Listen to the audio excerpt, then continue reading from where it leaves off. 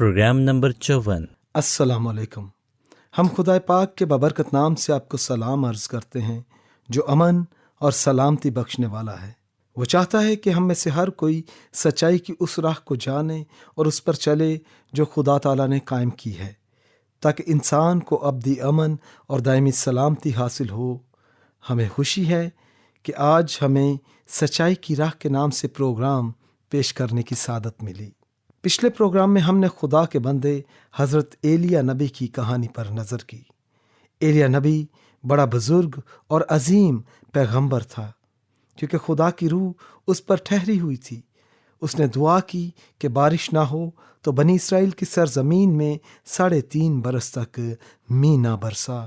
اس کے علاوہ ایلیاہ نبی نے بال کے جھوٹے نبیوں کا مقابلہ کیا اور اسرائیل کے ملک سے ان کا نام و نشان تک مٹا دیا، کیونکہ اس نے اسرائیل کو یقین دلوایا کہ بال کے پجاری اور ان کا مذہب جھوٹا ہے۔ اس طرح خدا نے حضرت ایلیاہ کو استعمال کیا تاکہ وہ بہت سارے اسرائیلیوں کو واپس راہ راست پر لے آئے اور ان کے دلوں کو خداوند اپنے خدا کی طرف دوبارہ پھیرے۔ تو آج ہم ایک ایسے نبی کی کہانی پر غور کریں گے جو ایلیاہ نبی کے بعد آیا۔ خدا نے حضرت یونا نبی کو چنا کہ وہ ایک اجنبی قوم میں جا کر منادی کرے جس کے لوگ اسرائیلیوں کے دشمن تھے۔ ہم یونس نبی کے صحیفے کا پہلا باب دیکھیں گے۔ تب خداوند کا کلام یونا بن امتے پر نازل ہوا کہ جا اور نینوا کے شہر کے خلاف منادی کر، کیونکہ ان کی بدی مجھ تک پہنچی ہے۔ آپ نے سنا کہ خدا نے حضرت یونس کو کیا حکم دیا۔ خدا نے اس سے کہا کہ نینوا شہر کے لوگوں کو جا کر خبردار کر کہ وہ اپنے گناہوں سے توبہ کریں۔ اگرچہ نینوا اسوریوں کی قوم کا دارالسلطنت تھا اور اسوری لوگ بڑے مکار اور بدکار تھے جو اسرائیل کے جانی دشمن تھے۔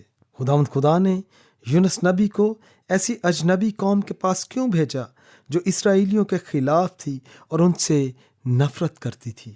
کیا خدا کو اسرائیل کے دشمنوں کی بھی فکر تھی؟ جی ہاں، خدا کو ان کی بھی فکر تھی۔ خدا نینوا کے لوگوں کو سزا دینے کو تھا، کیونکہ ان کی بدی آسمان تک پہنچی ہوئی تھی۔ تاہم خدا کو گنہگاروں کی ہلاکت سے کوئی خوشی نہیں ہوتی۔ خدا چاہتا ہے کہ ہر گنہگار توبہ کرے، خدا کے کلام کو مانے اور بچ جائے۔ اس سبب سے خدا نے حضرت یونس کو نینوا کے لوگوں کے پاس بھیجا تاکہ وہ ان کو ملامت کرے اور وہ اپنے گناہوں سے توبہ کریں اور خدا کی طرف پھریں اور بچ جائیں۔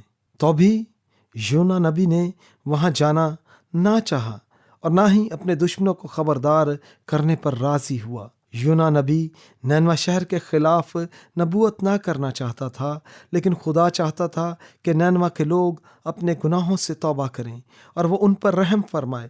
تو بھی یونا نبی کی خواہش تھی کہ خدا ان کو سزا دے، اس لیے یونا نے اس کام سے انکار کیا اور خدا سے دور بھاگ جانا چاہا، مگر وہ خدا کی حضوری سے بچ کر کدھر جا سکتا تھا؟ آئیے اب اس کہانی کو سنیں کہ یونا نبی نے کیا کیا۔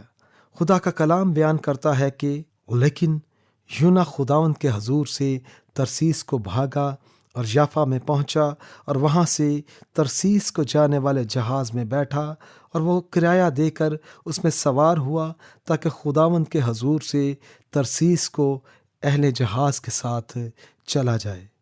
لیکن خداوند نے سمندر پر بڑی آندھی بھیجی اور سمندر میں سخت طوفان برپا ہوا اور اندیشہ تھا کہ جہاز تباہ ہو جائے گا۔ تب ملاح ہراساں ہوئے اور ہر ایک نے اپنے دیوتا کو پکارا اور وہ اجناس جو جہاز میں تھیں سمندر میں ڈال دیں تاکہ اسے ہلکا کریں، لیکن یونا جہاز کے اندر پڑا سو رہا تھا۔ تب ناخدا اس کے پاس جا کر کہنے لگا کہ تو کیوں پڑا سو رہا ہے؟ اٹھ اپنے معبود کو پکار، شاید وہ ہم کو یاد کرے اور ہم ہلاک نہ ہوں۔ اور انہوں نے آپس میں کہا، آؤ ہم کرا ڈال کر دیکھیں کہ یہ آفت ہم پر کس کے سبب سے آئی۔ چنانچہ انہوں نے کرا ڈالا اور یونا کا نام نکلا۔ تب انہوں نے اس سے کہا، تو ہم کو بتا کہ یہ آفت ہم پر کس سبب سے آئی، تیرا کیا پیشہ ہے اور تو کہاں سے آیا ہے؟ تیرا وطن کہاں ہے اور تو کس قوم کا ہے؟ حضرت یونس نے ان سے کہا، میں عبرانی ہوں اور خداوند آسمان کے خدا بحر و بر کے خالق سے ڈرتا ہوں۔ تب وہ خوف زدہ ہو کر اس سے کہنے لگے، تو نے یہ کیا کیا؟ کیونکہ ان کو معلوم تھا کہ وہ خداوند کے حضور سے بھاگا ہے، اس لیے اس نے خود ان سے کہا تھا۔ تب انہوں نے اس سے پوچھا، ہم تجھ سے کیا کریں کہ سمندر ہمارے لیے ساکن ہو جائے، کیونکہ سمندر زیادہ طوفانی ہوتا جاتا تھا۔ تب اس نے ان سے کہا، مجھ کو اٹھا کر سمندر میں پھینک دو تو تمہارے لیے سمندر ساکن ہو جائے گا، کیونکہ میں جانتا ہوں کہ یہ بڑا طوفان تم پر میرے ہی سبب سے آیا ہے۔ تو بھی ملاحوں نے ڈنڈا چلانے میں بڑی محنت کی کہ کنارے پر پہنچے، لیکن نہ پہنچ سکے، کیونکہ سمندر ان کے خلاف اور بھی زیادہ موجزن ہوتا جاتا تھا۔ تب انہوں نے خداوند کے حضور گڑ گڑا کر کہا، اے خداوند، ہم تیری منت کرتے ہیں کہ ہم اس آدمی کی جان کے سبب سے ہلاک نہ ہوں، اور تو خون ناحق کو ہماری گردن پر نہ ڈالے، کیونکہ اے خداوند جو تو نے چاہا سو کیا۔ اور انہوں نے یونا کو اٹھا کر سمندر میں پھینک دیا اور سمندر کا تلاطم موقوف ہو گیا۔ تب وہ خداوند سے بہت ڈر گئے اور انہوں نے اس کے حضور قربانی گزرانی اور نذریں مانی، لیکن خداوند نے ایک بڑی مچھلی کو مقرر کر رکھا تھا کہ یونا کو نگل جائے، اور یونا 3 دن رات مچھلی کے پیٹ میں رہا۔ آئیں یہاں ذرا ٹھہریں۔ یہاں ہم دیکھتے ہیں کہ خدا نے اپنے بھاگے ہوئے نبی یعنی حضرت یونس کا پیچھا کیا۔ یونس نبی بھاگ تو سکتا تھا، مگر خدا کے ہاتھ سے نکل نہ سکتا تھا۔ خدا نے یونس نبی کا پیچھا کیوں کیا؟ خدا نے اس کا پیچھا اس لیے کیا کہ خدا کو حضرت یونس سے پیار تھا، اور وہ چاہتا تھا کہ نبی اس کی مرضی کو پورا کرے۔ اس سبب سے خدا نے ایک بڑی مچھلی کو بھیجا کہ اسے نگل لے مگر ہلاک نہ کرے۔ اب یونا نبی نے دیکھا کہ وہ بے یار و مددگار ہے اور مچھلی کے پیٹ میں ہے۔ یونس اپنے آپ کو بچانے کے لیے کیا کر سکتا تھا؟ کچھ بھی نہیں، سوائے اس کے کہ وہ خداوند خدا کو پکارتا رہے۔ خدا کے سوا اسے کوئی نہیں بچا سکتا تھا۔ دوسرے باب میں خدا کا کلام بتاتا ہے کہ یونس نبی نے مچھلی کے پیٹ میں دعا کی اور اپنی نافرمانی کی توبہ کی۔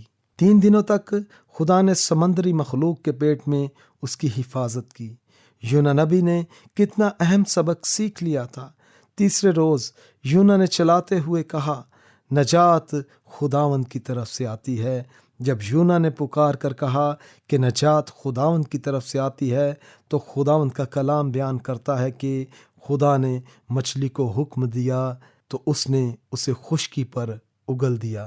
تیسرے باب میں خدا کا کلام اس کہانی کو یوں آگے بڑھاتا ہے، اور خداوند کا کلام دوسری بار یونا پر نازل ہوا کہ اٹھ اس بڑے شہر نینوا کو جا اور وہاں اس بات کی منادی کر جس کا میں تجھے حکم دیتا ہوں۔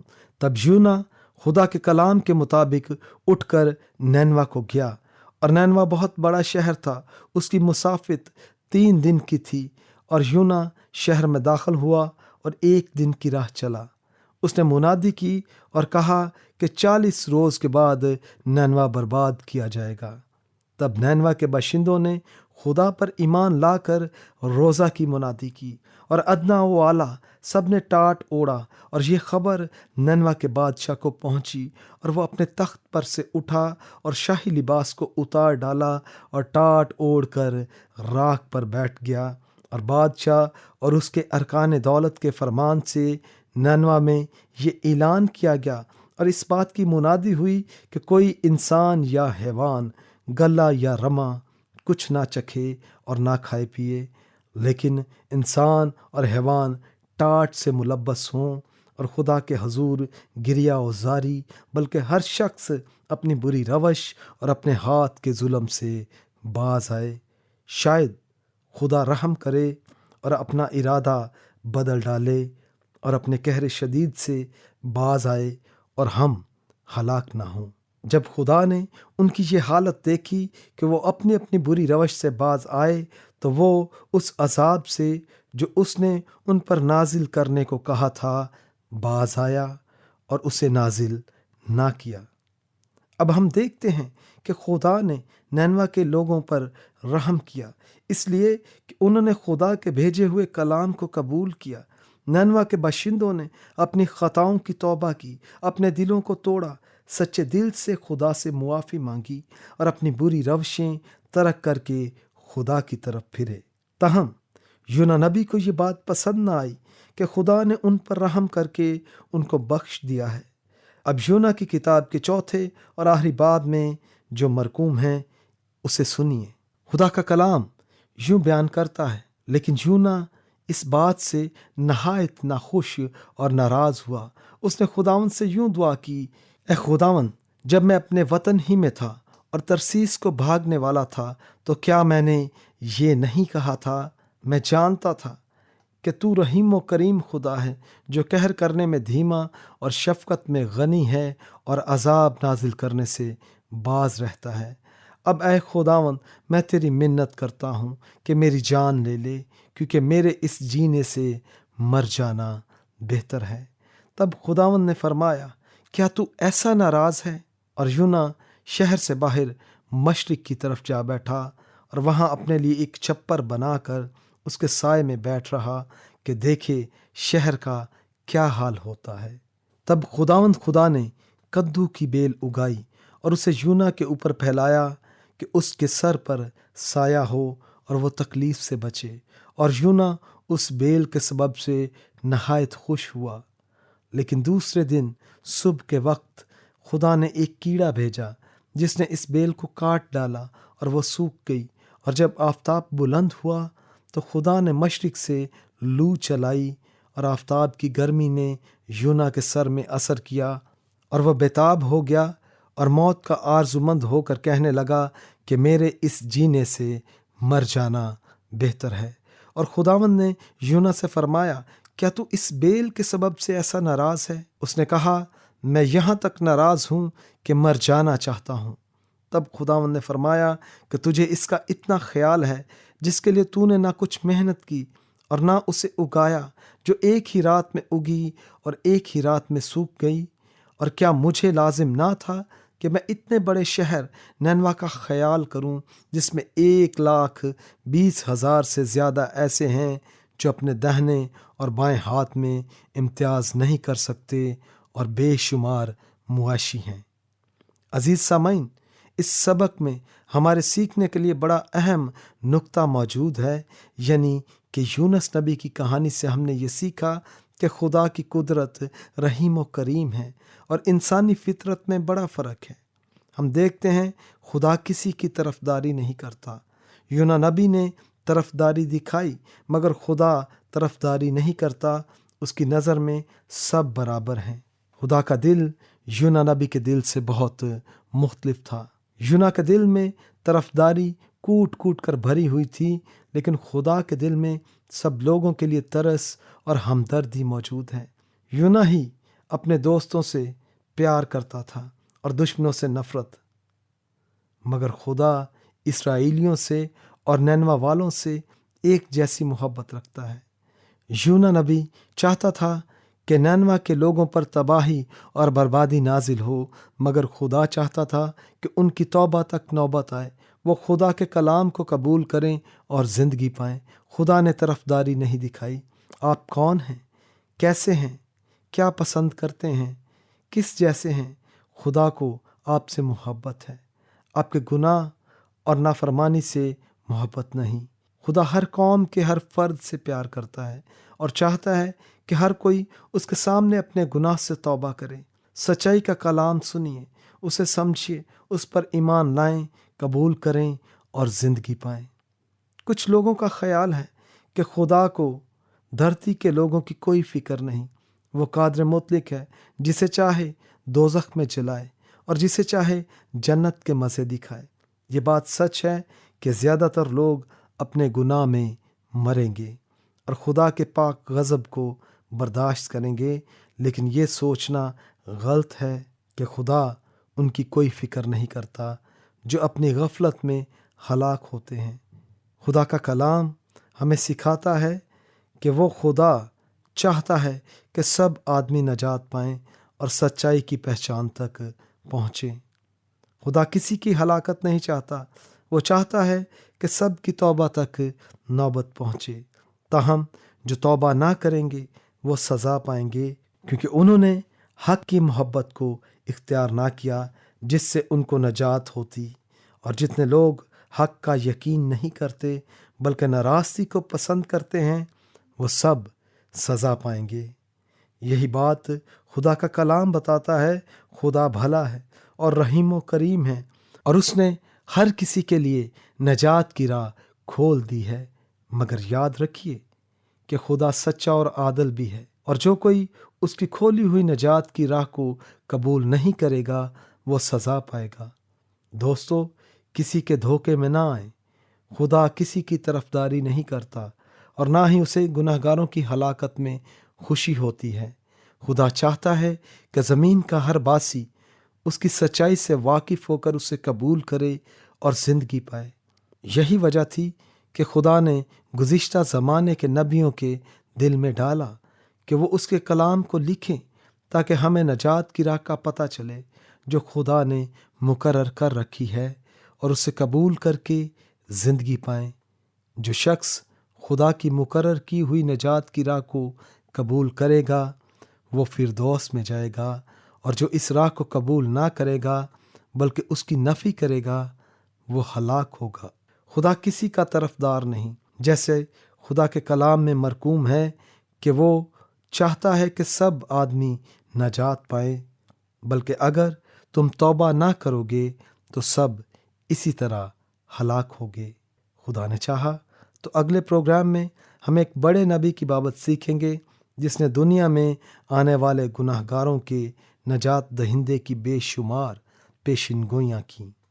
یہ عظیم نبی یسایہ نبی ہے۔ یہ وہ نبی ہے جو مسیح کے دنیا میں آنے سے 700 برس پہلے نبوت کرتا رہا۔ خدا آپ کو برکت دے، کیونکہ آپ نے وہ 2 سبق یاد رکھے ہیں جو خدا نے اپنے بے اعتقاد نبی حضرت یونہ کو سکھائے۔ پہلا سبق، نجات خداوند کی طرف سے ہے۔ دوسرا سبق، خدا کسی کا طرفدار نہیں۔